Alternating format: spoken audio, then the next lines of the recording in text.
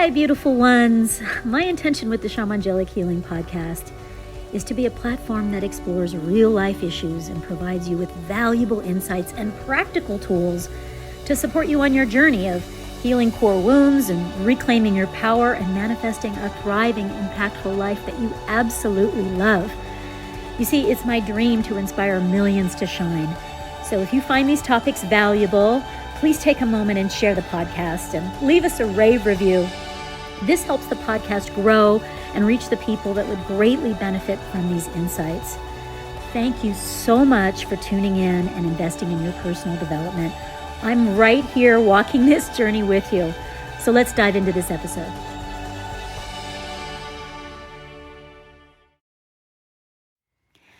Thank you so much for tuning in to what I'm calling Not on My Watch.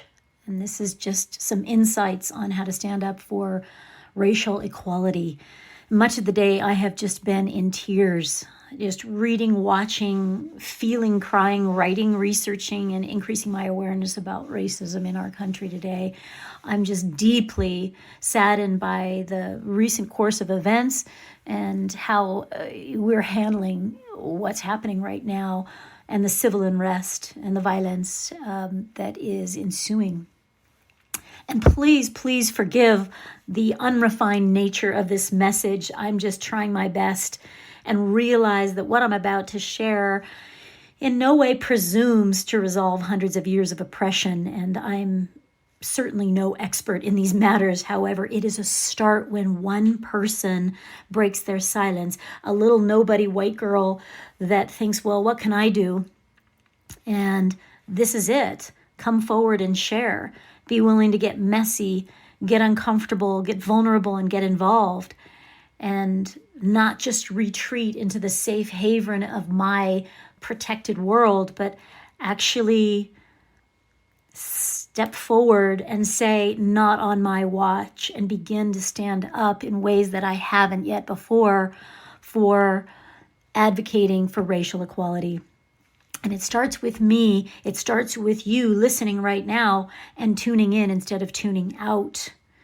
Because racism and oppression and the excessive use of force and violence going unchecked is a global issue. It is a plague of humanity that affects all colors and all races. In the wise words of Desmond Tutu, he said, if you are neutral in situations of injustice, you have chosen the side of the oppressor. And, when I read that today, it was like, okay, I can't turn a blind eye here because this isn't okay what's happening. The violence against people of color is not okay. That excessive use of force going unchecked is not okay.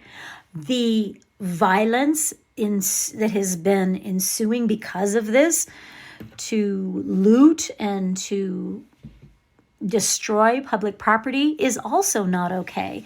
There's a sickness here that just needs our attention. And, as I sat with what I was witnessing in different videos and different posts and through different media outlets and articles that I was reading today, I honestly, cannot imagine being an African American woman wondering if my son would come home from school safely, or if my husband working the late shift at work might get pulled over for no reason, or a quote broken taillight, and be arrested, or worse. Or a brother or a father or an uncle always fearing the unpredictable bitter wrath of racism or the lethal bullet of excessive violence. And it just brought me to tears when I took the time to just put myself in the shoes of an African American woman, a mother that just is fearing for the lives of her family and for herself too. And it just deeply, just taking some time to to be open to feel the feels of what it must be like. Because, as a white woman, I've never feared for my life when a police officer pulls me over, usually justly because I've been speeding. And, but in my entire life, I have never feared my life around a police officer. Never. I never thought that, never did I fear that I would be abused or violently attacked at all, ever. And that is white privilege right there. And it starts here right now with giving ourselves permission to understand how deep hatred and racism is, to get outside of our safe haven, no matter what color our skin is, and really deeply begin to put ourselves in the shoes of people that are to this day afraid of going outside or walking at night. And it's accelerating. And our kids, all colors, all races, and especially right now, our African American brothers and sisters, need to feel safe walking the streets of our country. And, as a light-skinned woman who've experienced white privilege, I do not advocate for racism, and yet I still feel like it's my responsibility to support my darker-skinned brothers and sisters in our human tribe and our multiracial brothers and sisters, and to leverage that privilege that I have that was given to me just because of the color of my skin. It affords me certain privilege, and I hadn't really gotten real deep into it, really deeply acknowledging that I don't share those fears. Just being white does afford me certain privileges.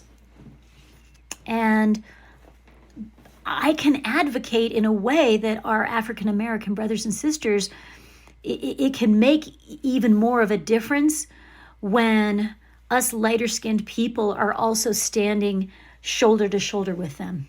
It's even more powerful when we get out of our safe havens and advocate for others and say that this isn't okay.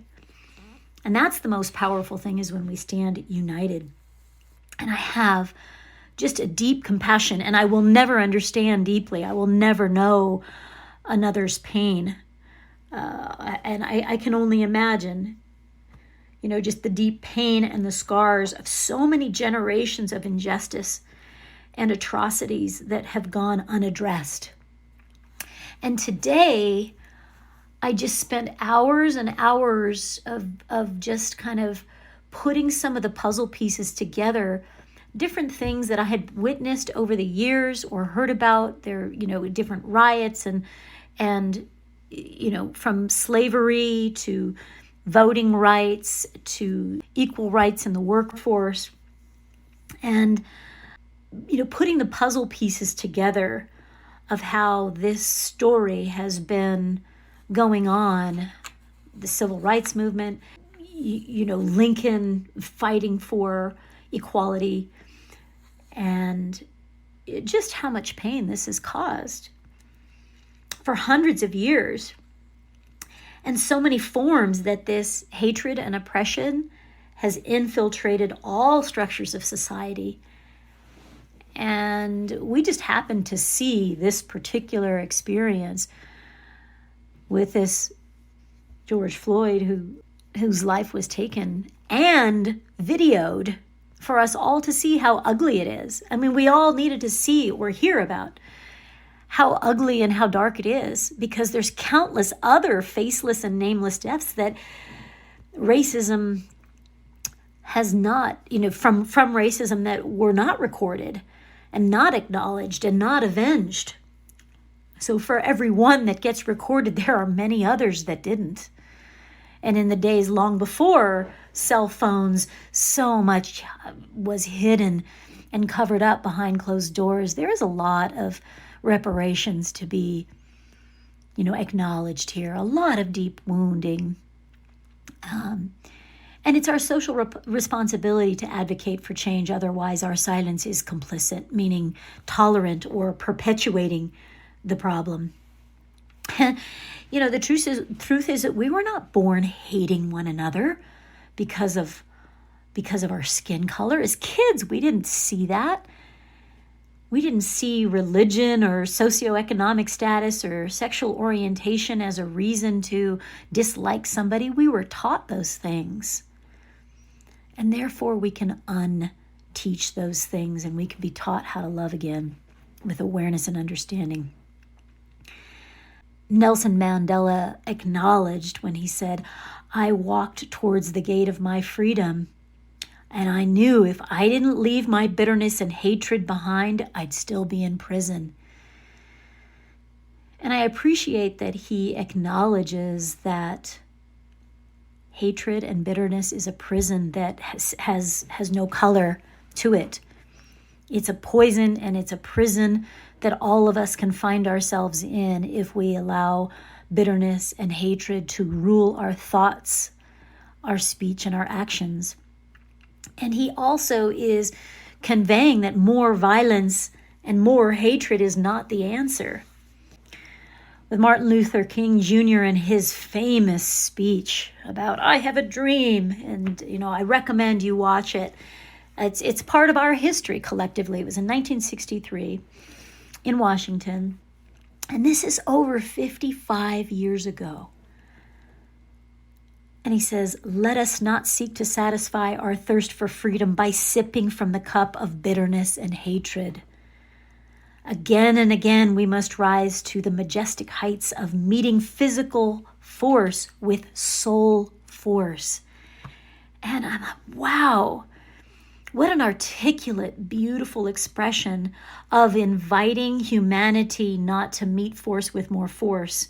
And I love this term, to meet with soul force, which is a more evolved response than looting or rioting in a violent way, or to allow our voice to come from bitterness rather than from compassion and creating unity so that we can solve these things instead of create more pain and disconnection between people that are on different ends of the fence here. If we're going to rise together, it's going to come from this beautiful term, soul force. And I deeply respect Martin Luther King's words here, to abstain from the temptation to meet violence with more violence, because it just creates more of the same. And an eye for an eye makes the whole world blind. And the way to stand is with soul force. I love this. And it creates lasting change when we unite and stand together. And he's advocating for justice and reform to come not from anger, but from our hearts united around a common cause. And our hearts acknowledging the deep pain and the wounding, not bypassing it, not ignoring it, addressing it, feeling it, healing it, and creating solutions together that acknowledge that the system is broken and flawed. And this pain that different peoples have been experiencing for a long time still does not justify looting and destruction of property. We are better than that. And Martin Luther King, 55 years ago, was warning us about this. Nelson Mandela warning us about this. And acknowledging that we can do better and we can rise above. And I believe that we can. I believe that there is enough past to draw upon. There's enough, demonstrations of hatred with the Holocaust and with so many acts of terrorism based on religion or on color or religious beliefs. And, this pain doesn't justify aggression. It deserves healing. It deserves to be heard. It deserves justice so that it can heal. The only reason why that kind of amplified violence is coming is because it hasn't been tended to. The wounds have not been attended to and addressed. The reparations have been insufficient. The justice lacking gravely in its response. And what I am excited about is I'm inspired by the hope that I'm seeing. It just also brings me to tears. Seeing across the country where there's unification happening, where police officers are joining the protests by taking a stand against brutality by dropping to a knee. Or a police sheriff in Michigan joining a peaceful protest on his day off. No weapons, no helmet, no baton, just as a human being. This is demonstration of soul force. This is what Martin Luther King is talking about, that unification speaks way louder than looting or violence or signs that are preaching more hatred. What I'm seeing across the country is that one image that really deeply touched me is these 4 men standing, black men, African-American men, united, protecting a white policeman from angry aggressors. That's soul force right there. That's doing the right thing. That's rising above the anger and the pain and doing the right thing instead of meeting the vibration of anger and hatred with more of the same, which just escalates the whole problem. And it pushes out, it delays resolution that much more. It pushes out the possibilities for greater reform when there's even more wounding. Another that I saw was, white or light-skinned and other races standing, holding hands, forming a line between protesters and the police to keep the protesters safe. And I think this is an example of how one can use white privilege to say, hey, we're peaceful protesting here and it's not okay, and we're standing peacefully, but we're also standing to protect those that have not been protected. And that is unity. That is what Martin Luther King is talking about with soul force. That's it being demonstrated by real human beings, everyday people like you and me. And I saw another one where somebody was spray painting a business with BLM, Black Lives Matter, and an African American, and this person thinks they're doing good, and I get that. This person is wanting to participate in bringing awareness. True, I get that. And yet this Black woman would say, please stop this. You're being part of the problem because African Americans will be blamed for that. And I'm not defiling that building. And she was wanting to demonstrate soul force by not defiling a building and bringing awareness to another woman who thought she was advocating but was really contributing to more of the problem. And I think, there is a way that we can do this where we can rise above the hatred and we can do it wisely. I believe it's possible. I believe in humanity. I believe that there is enough pain to catalyze healing and compassion and unity.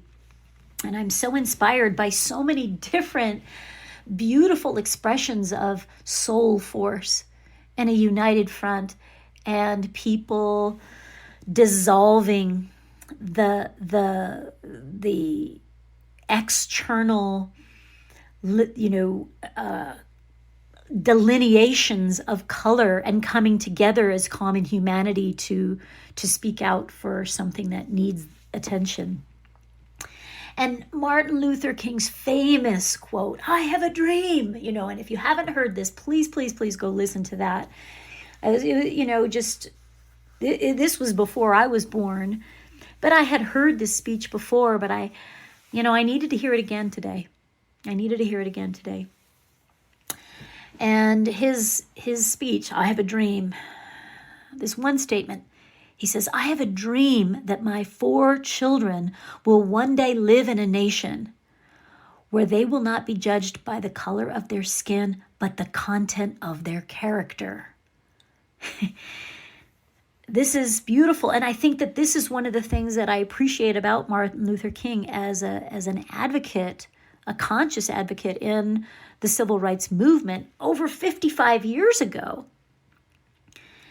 when it was even more violent in different ways, more lynchings, more hanging, like even more aggressive than in many ways unchecked and not all of these acts of violence were really witnessed then. And so many went unchecked, and it continues today, clearly. But his dream, he said, "Let's think to the future."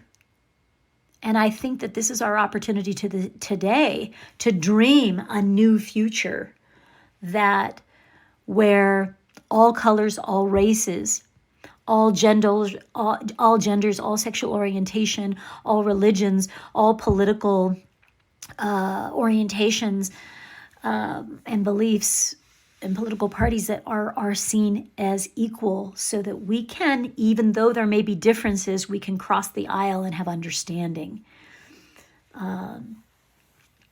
So even 55 years ago, Martin Luther King is speaking highly to the pathway, and he's giving us clues about how to create lasting change, and not through excessive force.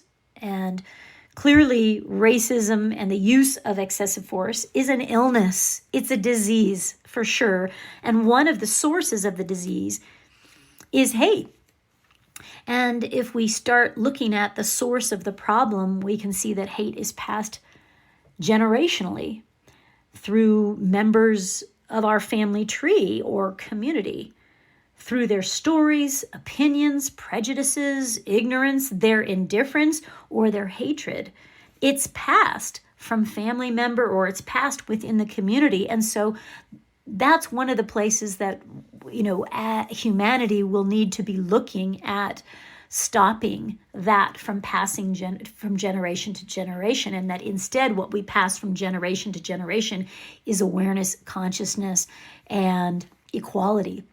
That we start in our homes with clearly communicating these issues to our children, so that they are raised with that awareness and that story and that consciousness, so that they're raised with this from the beginning.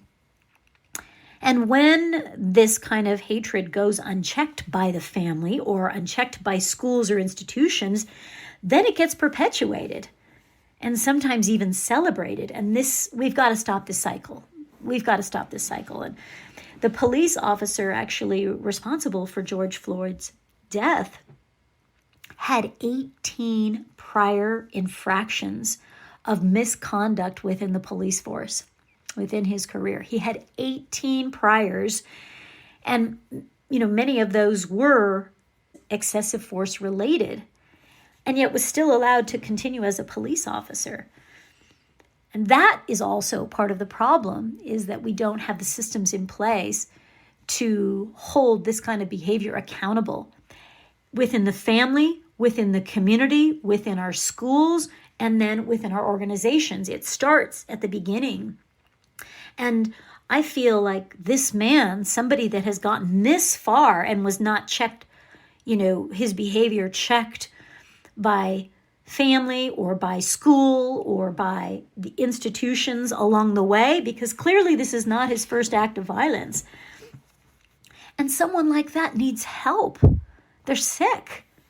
They have the illness of racism. They have the illness of taking their own pain and suffering, because clearly he's wounded. This man is ill. This man has some deep core wounds in his past, and he's taking it out on another race.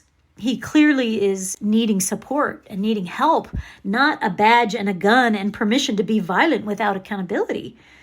And I believe that we as a community have failed this man, and therefore failed the citizens that ended up being on the receiving end. It starts with the community, you and me, teachers, coaches, counselors, parents, pastors, spiritual teachers, not having zero tolerance for this kind of behavior early on so that it gets checked at a younger age and doesn't get allowed to be perpetuated. And this is where reform comes in. Starts with families, communities, societies, that we instill awareness about this at the beginning. At the beginning, we seed it as children so that we're not growing adults like this. And that if someone demonstrates this kind of violence, that they get the support and the healing that they need to resolve it so that they don't perpetuate it. And this is an illness of the community that has allowed these kinds of acts of violence to go unchecked years and years and years before it ever escalates to something like this, and this can be stopped. It doesn't have to be like this. And so clearly, in the police organization, we're going to need reform. I think a better vetting process that identifies racist tendencies or a history of violence, that filters out bad cops before they even become a police officer. Because there are some great, beautiful police officers and a few racist or violent people that are, ruining it for everybody else. And so clearly a better vetting process that identifies, that vets out the bad cops, the bad candidates before they even get to be a police officer. Of course, better education and training for extensive awareness around racial profiling and diversity awareness, because that clearly has fallen short. And, greater education and training about the use of appropriate force, and more intensive training around how to de-escalate situations long before they get to something that is excessive. Clearer guidelines for zero tolerance for excessive force offenses, and accountability for any offenses, and very, very clear outlines like, okay, the first offense, this happens. Kind of like the way we've done with drunk driving. There used to be no standard for drunk driving. Now it's very clear. Your first offense, depending on what blood alcohol or the intensity of it, your first offense, there is very specific consequences that then can lead to, if it is your second offense, it can lead to you lose your privileges to drive, or you can actually be incarcerated or fined. And the same kind of thing that we've instilled to protect our citizens on the streets where drunk drivers, is to curb that behavior by making it illegal, and very clear consequences that if you're over this blood alcohol limit, here's the consequence, and it's law now. And so clearer guidelines and laws that are in place, and it's not 18 strikes and then you're persecuted, maybe. But this has got to be much more clear, much more aggressive, assertive in accountability and correcting the course. And when somebody like that, they've got to be off the force more quickly. And a very clear, empowered third party enforcement agency, because, it's not fair to or realistic to think that cops will be able to police themselves. It's just not, realistic. And so a third party that really, because of the cop code, nobody wants to rat out another cop, and, understandable. And it's a hard position for police officers to be in if they think that, maybe their partner is demonstrating excessive force. But a third party that documents these kinds of things, and some anonymous whatever that doesn't allow these atrocities to go unchecked, and justice clearly. Justice for those that have been hurt by a broken system.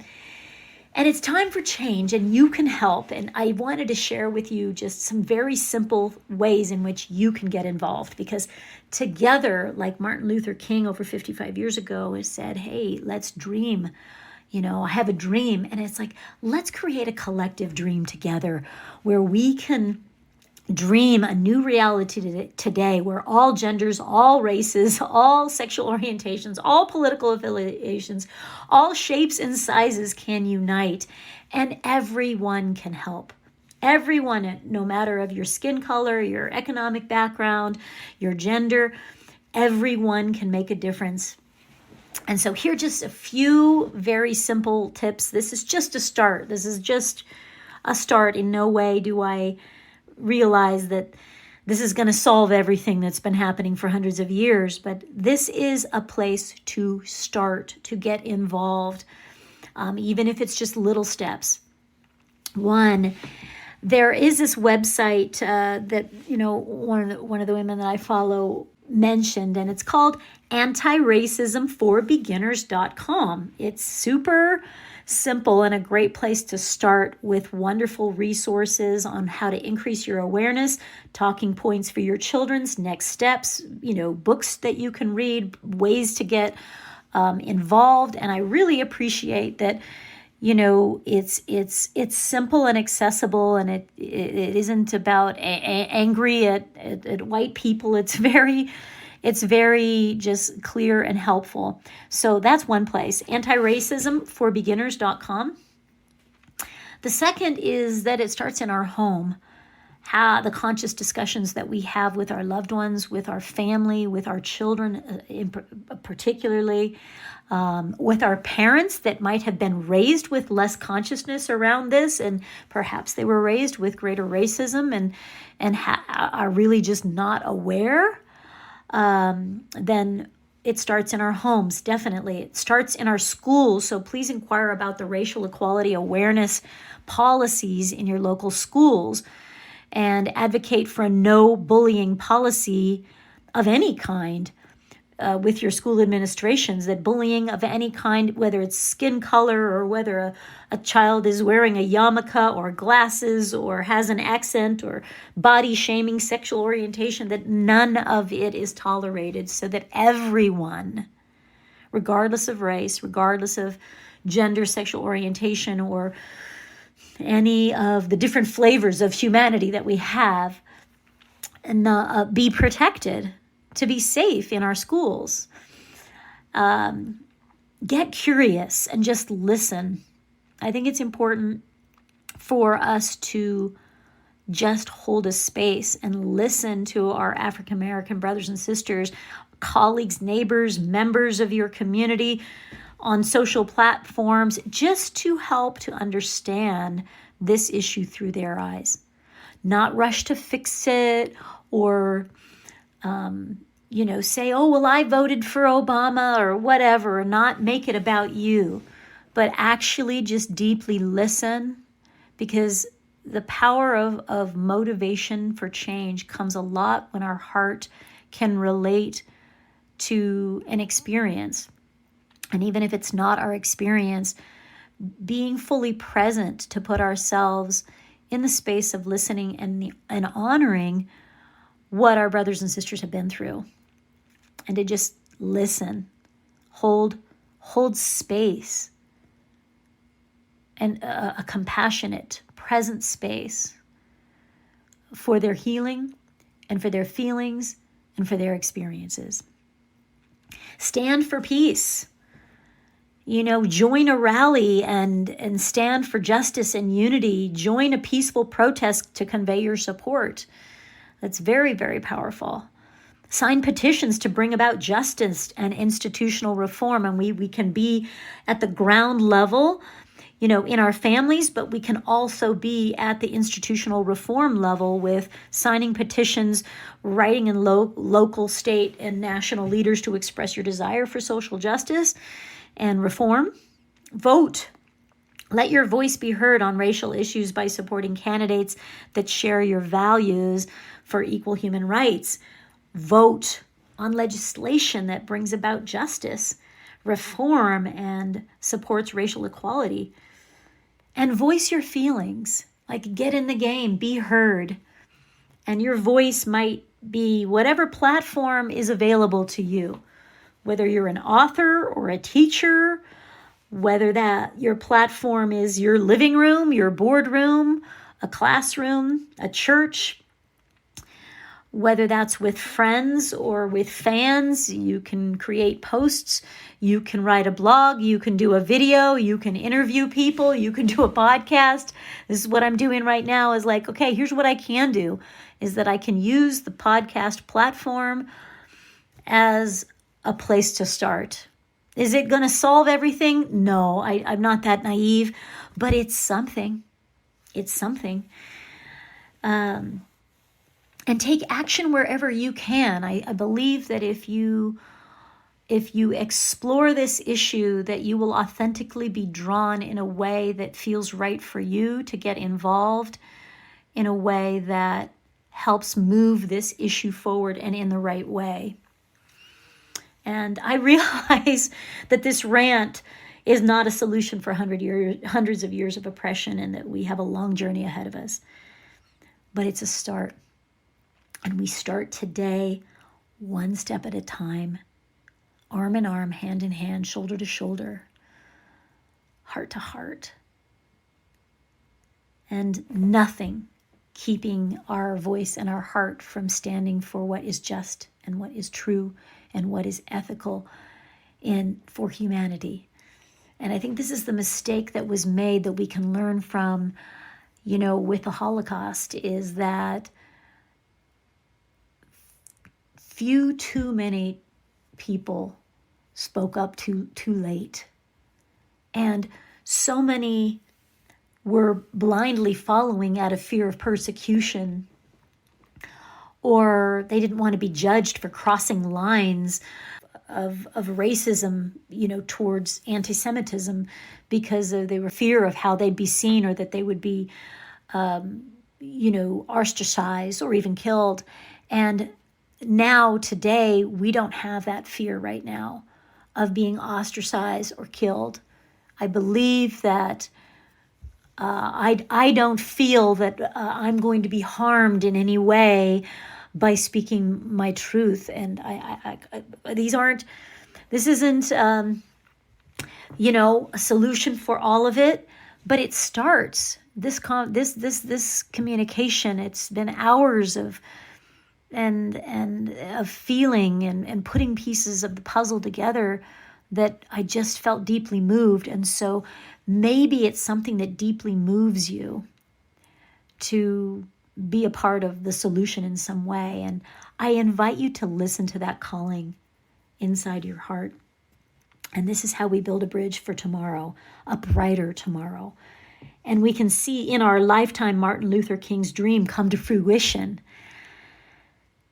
And we can dream together a new dream where we rise united, where we seed with our conscious words and our conscious actions the courage of our soul force, that we use our collective soul force for good, and that we can create a humanity that we're proud to be a part of, so that we leave a legacy for our children, our grandchildren, our great-great-grandchildren, generations from now, where we can say we made a difference and it makes their lives better.